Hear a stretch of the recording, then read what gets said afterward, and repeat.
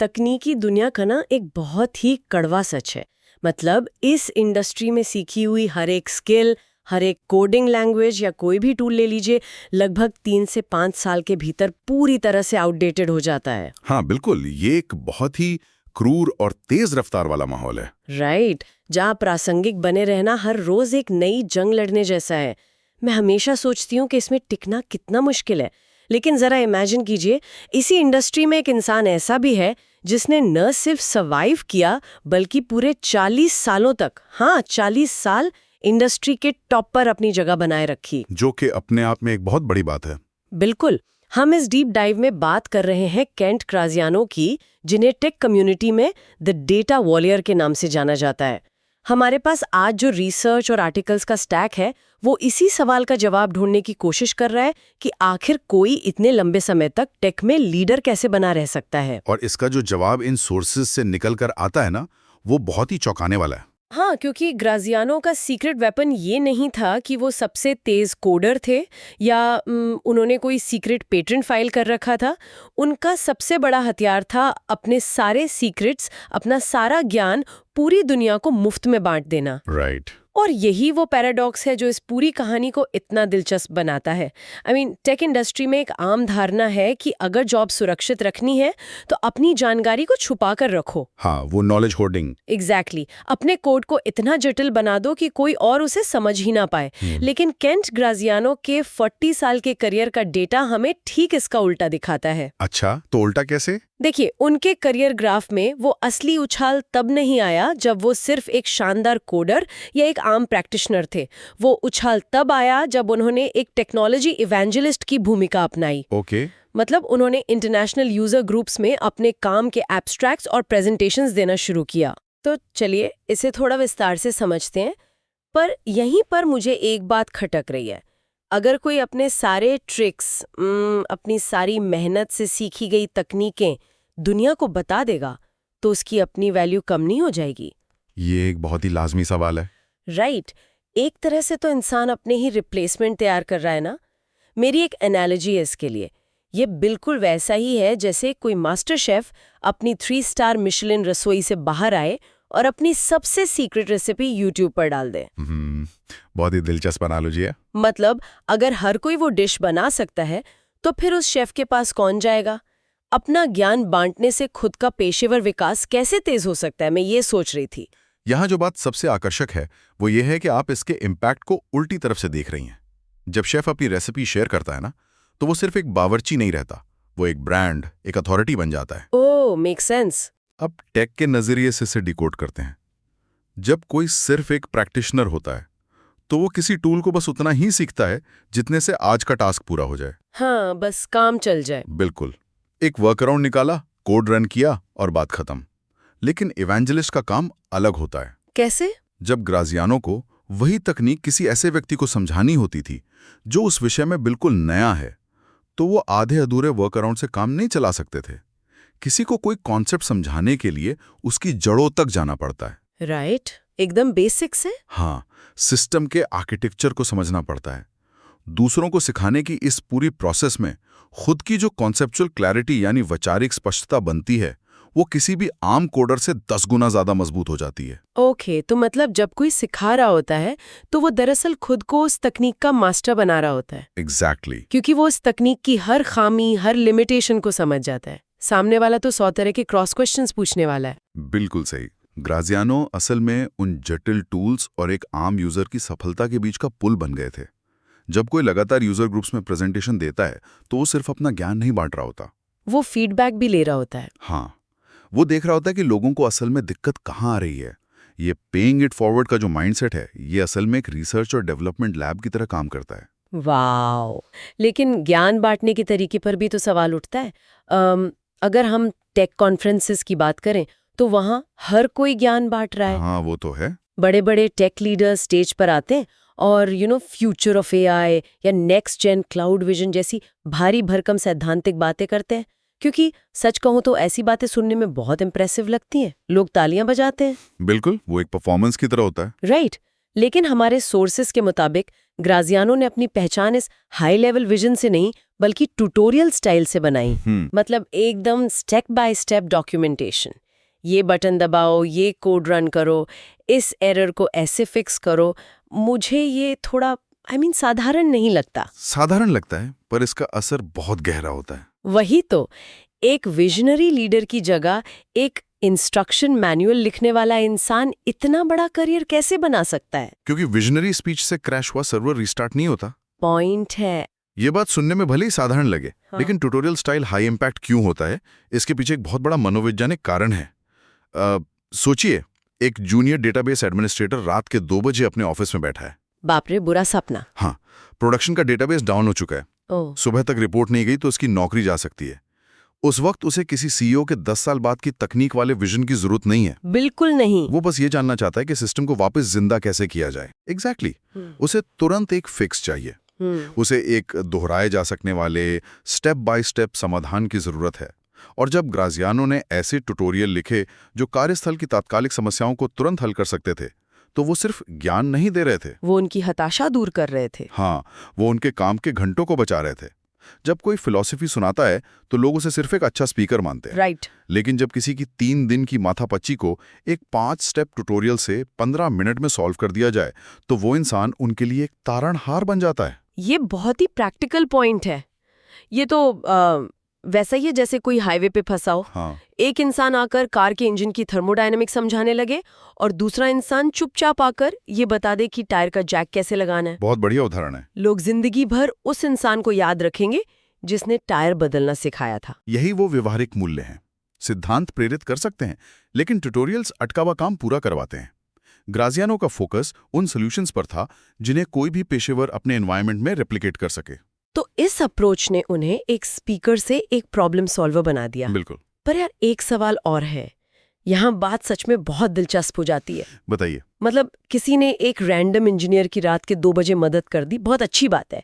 लेकिन सिर्फ ट्यूटोरियल्स लिखने से स्नोफ्लेक जैसी अरबों डॉलर की मॉडर्न क्लाउड कंपनी में लीडरशिप रोल कैसे मिल जाता है? हाँ। मैं यहाँ डॉट कनेक्ट नहीं कर पा रही हूँ। एक प्रॉब्लम सॉल्वर से एक टेक एग्जीक्यूटिव तक का सफर कैसे तय होता है?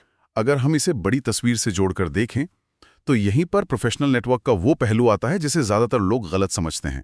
अच्छा। आमतौर पर नेटवर्किंग का मतलब माना जाता है कॉन्फ्रेंसेस में बिजनेस कार्ड बांटना या लिंक्डइन पर कनेक्शन रिक्वेस्ट भेजना। हाँ, वही फॉर्मल वाला तरीका। राइट। लेकिन जब ट्यूटोरियल स्टाइल से कम्युनिटी की मदद की जाती है, तो नेटवर्क बिजनेस कार्ड्स पर नहीं, गहरे विश्वास पर बनता है। सोर्सेज इसे एक मैग्नेट या चुंबक की तरह डिस्क्राइब करते हैं। ये नेटवर्क ग्राजियानो के लिए एक अर्ली वार्निंग रडार सिस्टम बन गया था। Wait, early warning radar system? मतलब ये नेटवर्क उन्हें भविष्य की तकनीकों के बारे में पहले से बता देता था? वो कैसे? मैं समझाता हूँ। जब सालों तक कम्युनिटी में लोगों की मदद की जाती है, तो वो लोग हमेशा जूनियर रोल्स में तो नहीं रहेंगे ना। हाँ, उनका भी प्रमोशन होगा। बिल्कुल। वे अपने करियर में आगे बढ़े, नई कंपनियों में गए, नए स्टार्टअप्स ज्वाइन किए।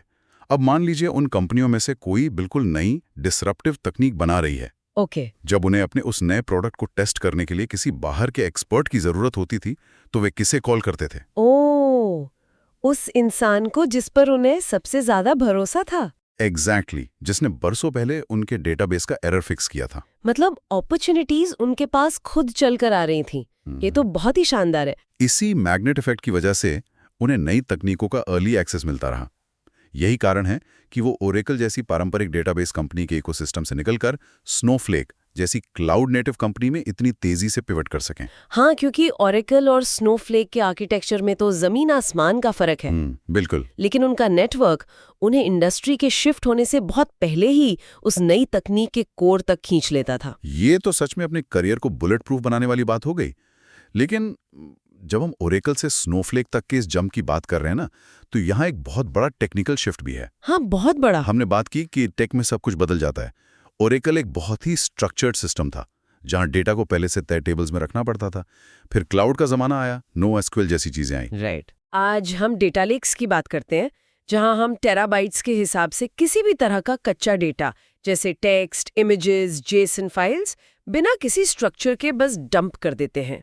हाँ, डेटा लेक्स आज का स्टैंडर्ड है।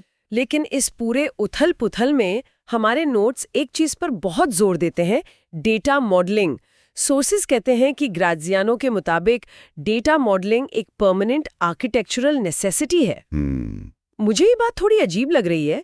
जब इतने पावरफुल क्लाउड सिस्टम्स हैं जो बिना किसी स्ट्रक्चर के डेटा स्टोर कर सकते हैं, तो ये पुराना डेटा मॉडलिंग का कॉन्सेप्ट अभी भी प्रासंगिक क्यों है?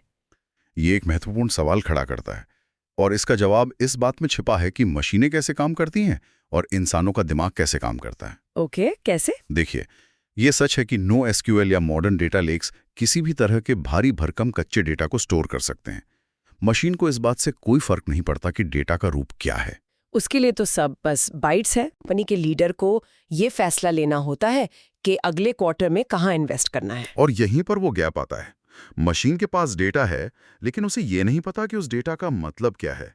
मशीन के लिए वो सिर्फ एक टेक्स्ट फाइल है। राइट। जब तक आप उस डेटा को एक ऐसा ढांचा नहीं देते जो ये बताए कि ये नंबर किसी ग्राहक की उम्र है और ये दूसरा नंबर उसकी खरीदारी का बिल है, तब तक वो डेटा सिर्फ शोर है। मतलब सिर्फ गार्बेज है। हाँ, इंसानों को इस कच्चे डेटा से अर्थ निकालने के लिए एक सिमेंटिक मॉडल की आवश्यकता हमेशा होती है।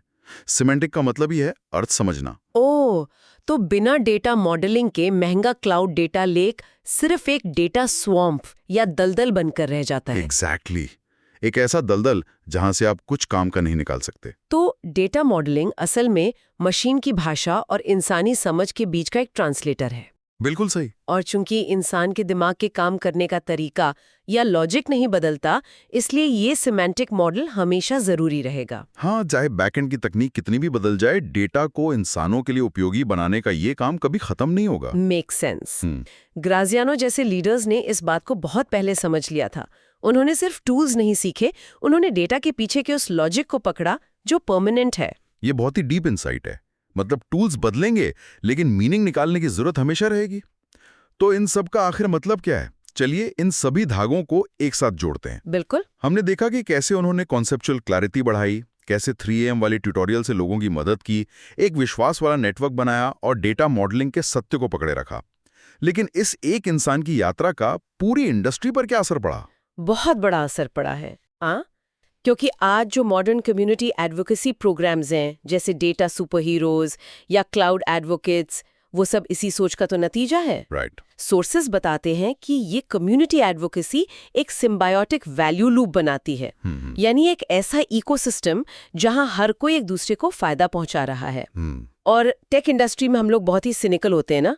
अगर किसी कंपनी की मार्केटिंग टीम एक पॉलिश किया हुआ व्हाइट पेपर निकालती है कि उनका नया टूल दुनिया बदल देगा, तो क्या कोई डेवलपर उस पर आंख बंद करके भरोसा करता है? बिल्कुल नहीं। कभी नहीं।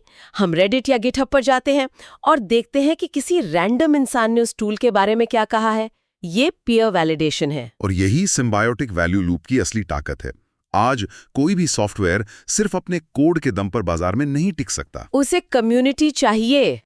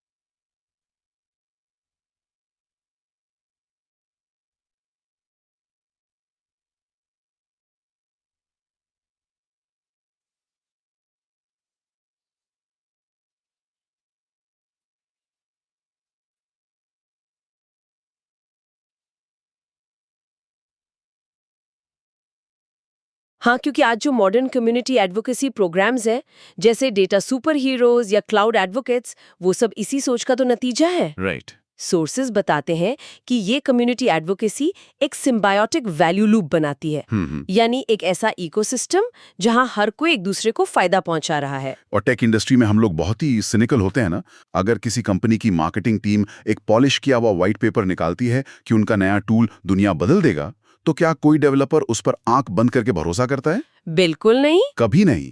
हम रेडिट या गिटहब पर जाते हैं और देखते हैं कि किसी रैंडम इंसान ने उस टूल के बारे में क्या कहा है। ये पीयर वैलिडेशन है। और यही सिम्बायोटिक वैल्यू लूप की असली ताकत है।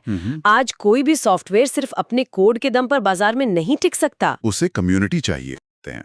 असली इंसानों द्वारा टेस्ट किए गए सॉल्यूशंस, न कि मार्केटिंग गिमिक। हाँ, और इसके बदले में एक्सपर्ट्स को मेंटरशिप का अनुभव मिलता है, उनकी साख बढ़ती है और कंपनियों को एक लॉयल यूजर बेस मिलता है।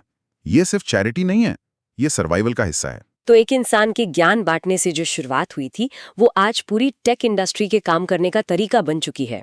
यही द डेटा वॉरियर की सबसे बड़ी लेगेसी है। उन्होंने साबित कर दिया कि सबसे शक्तिशाली टूल कोई सॉफ्टवेयर नहीं है, बल्कि कम्युनिटी है। तो इस पूरी चर्चा से सबसे बड़ा टेकअवे क्या है? अगर उस 3 से 5 साल वाले आउटडेट होने के जाल से बचना है, तो लगातार सीखते रहना होगा, बाहर आना होगा, इवेंजलिस्ट बनना होगा। बिल्कुल, दूसरों के लिए पुल बनाना होगा। अब इस डीप डाइव को खत्म करने से पहले हमारे सुनने वालों के लिए सोचने वाली एक बहुत गहरी बात है। क्या? एआई खुद ही कोड लिख रहा है, एआई खुद डेटा लेक्स को स्कैन कर रहा है। सच है। तो सवाल ये है, जब भविष्य में मशीनें खुद ही जटिल काम कर लेंगी और एरर्स फिक्स कर लेंगी, तब क्या मानवीय डेटा सुपर हीरोज की भूमिका खत्म हो जाएगी? ये सोचने वाली बात है। या फिर इसके बिल्कुल उलट होगा? जब हर तरफ एआई का अथाह डेटा होगा, तब क्या मशीनें के लॉजिक को एक मानवीय सिमेंटिक अंडरस्टैंडिंग देने की कला पहले से भी ज्यादा कीमती हो जाएगी? क्या हमें तब ऐसे वॉरियर्स की और भी ज्यादा जरूरत होगी? बिल्कुल हो सकती है। ये हम सबको सोचना चाहिए, क्योंकि शायद असली जंग तो अब शुरू होने वाली है।